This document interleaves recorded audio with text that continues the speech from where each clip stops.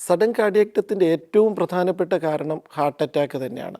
ഹൃദയത്തിലേക്കുള്ള രക്തഓട്ടം പൂർണ്ണമായിട്ട് നിലയ്ക്കുമ്പോൾ ഹൃദയത്തിന് രക്തം പ്രദാനം ചെയ്യുന്ന ഹൃദയധമനികൾക്ക് കൊറോണറി ആർട്ടറികളിലേക്ക് എപ്പോഴാണോ ബ്ലോക്ക് ഉണ്ടാകുന്നത്, ഹൃദയത്തിൻ്റെ രക്തം ലഭിക്കാനുള്ള അതിനൊരു അപര്യാപ്തത അനുഭവപ്പെടും. ഈ അവസ്ഥയിൽ ഹൃദയമിടിപ്പുകളിലുള്ള വ്യതിയാനങ്ങൾ വരും.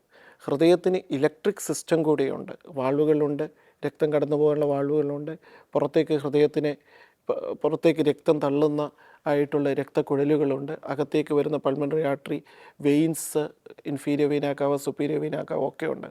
പക്ഷെ എപ്പോഴാണ് ഹൃദയത്തിന് സപ്ലൈ ചെയ്യുന്ന രക്തക്കുഴലുകളിൽ ബ്ലോക്ക് അനുഭവപ്പെടുന്നത്, ആ സമയം നെഞ്ചുവേദനയായിട്ട് വരും. അപ്പം ചിലപ്പോൾ ഇലക്ട്രിക്കൽ ഡിസ്റ്റർബൻസസ് ആയിട്ട് ഹൃദയത്തിൻ്റെ വൈദ്യുത തരംഗങ്ങളുടെ പ്രവാഹത്തിലുള്ള ചില വ്യതിയാനങ്ങൾ കൊണ്ട് ഹൃദയമിടിപ്പ് വളരെ അധികമാവും. ആ സമയത്താണ് ഹാർട്ട് അറ്റാക്കുമായിട്ട് ബന്ധപ്പെട്ട് സാധാരണഗതിയിൽ കാർഡിയാക് അറസ്റ്റ് വരുന്നത്.